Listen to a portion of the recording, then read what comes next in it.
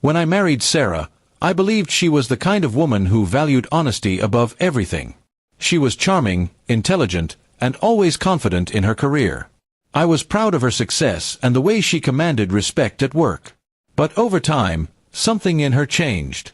Late-night calls became frequent, her laughter over text messages increased, and she started dressing up even when she claimed it was just a casual meeting. I told myself it was just work stress and that I was being paranoid. But deep down, I knew something wasn't right. One Friday evening, she told me her boss, Mr. Hayes, had invited her to a private brainstorming session at his apartment.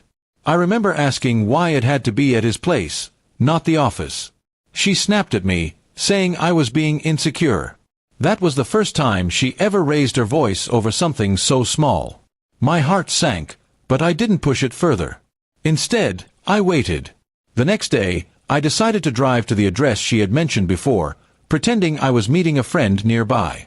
I parked my car across the street from Mr. Hayes' apartment and waited. Her car was there. The lights inside were on, and I could see two shadows moving around. After 20 long minutes, my patience broke. I went up and knocked on the door. When Mr. Hayes opened it, his expression said everything. He was half-dressed and frozen in shock. Behind him, Sarah stood there in disbelief, trying to come up with an excuse. I didn't need one. The silence spoke louder than any lie. I turned to leave, but that's when she said something that made me stop dead in my tracks. "Wait," she said nervously. "You don't have to be angry. We were just experimenting. Maybe you can join us and we can talk this out." Her voice trembled, but it wasn't with guilt, it was embarrassment that I had caught her. That moment shattered every piece of respect I had left for her. I looked her straight in the eye and said, "I'm not part of whatever game you're playing. But you just lost the only person who ever respected you." Mr. Hayes tried to interrupt, saying it wasn't what it looked like, but I walked out before I did something I'd regret. Driving home, I felt a mix of rage and sadness. I didn't know whether to scream or cry. I had been faithful, supportive, and patient. Yet, I was treated like a fool.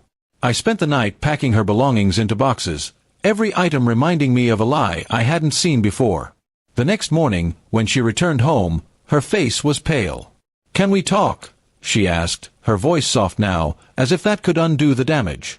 I told her there was nothing left to discuss. "You can talk to your boss about what you've done. Maybe he'll give you some advice on damage control," I said coldly. She started crying, saying it was a mistake, that it didn't mean anything. But it meant everything to me.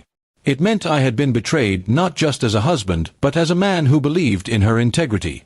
I told her I'd already called her brother to help her move her things out. When her brother arrived, he looked at me, confused, until I told him the truth. His face turned red with shame and anger. He didn't say a word to her. He just helped carry the boxes.